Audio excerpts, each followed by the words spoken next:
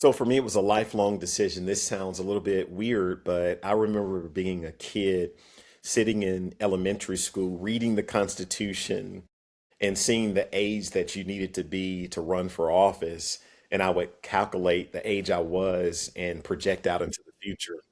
So growing up, yeah, people Oh knew I wanted wow. to do two things. I wanted to be a preacher and I wanted to be a politician. Oh, And journalism or writing to some degree was always a part of my life. And so, if you look back at some of my early writings or some of my early speeches and talks before, I was this preacher, there are all of these political parallels that flow through my life and flow through my work.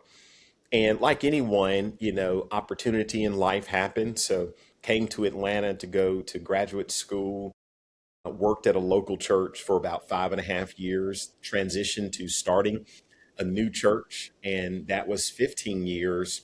And you look up, and 2 decades have gone by, and you realize that although these decades have gone by, you still have a passion and a desire to fulfill that dream that's been in your heart. And when I retired and started this new business, I went back to that dream and had some really heart to heart conversations with people and leaders in Georgia. And they said about this race, Olu, it's the hardest thing you'll ever do. It's the craziest thing you'll ever do. It's the most expensive thing you'll ever do. But there was always this window of hope.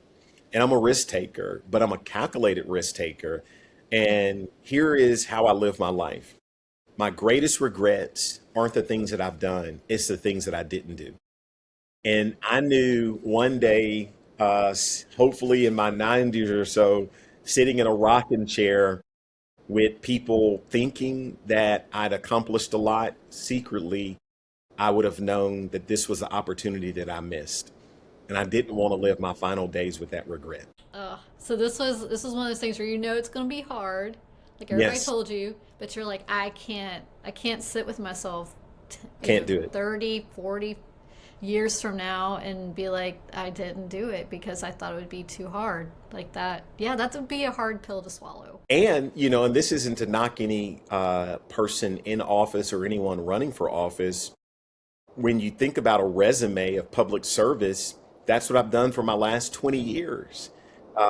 As a clergy person, as a community leader, as an advocate for families, as an advocate for children, as a person who has sat with people in the best times of their lives and in the worst times of their lives. And I reminded myself, Olu, that's the resume that we really need to see for people in politics these days, as opposed to, unfortunately, some of the stories that we see related to people serving for reasons that don't have anything to do with people in the communities that they should be serving. Yeah. Yeah.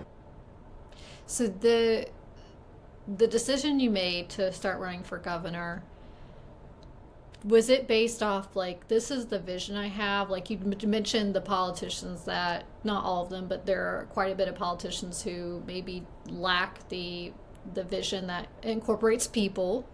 So did you start out with like, this is my mission, this is my vision, this is my why? In a sense, I did, but I started out with more questions around Okay. what's happening in our state, what do people need, and so we started, and you helped me with my initial launch material. We called it a listening tour, and got a chance to talk to a lot of people in person and virtually.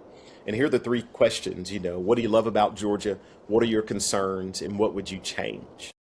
And so even that approach was different than most people running in a political campaign, because we often want to tell people who they are, where they are, and what they need. But I've learned as a clergy person over the years, most people are pretty sure about who they are, and most people are pretty sure about what they need. The question is, do you care? And do you want to take the time to hear their story? And for me, being a governor is an extension of my entire life. It's all about public service and what I call being a servant leader. So some people say, "Oh, look, how can you go from being a pastor to a politician?" Well, if your heart is in the right place, it's not a transition, it's just a label.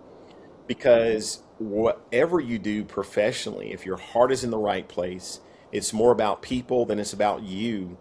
You can change labels all the time, but you'll still be effective because it's not about you, it's about the people you're called to serve.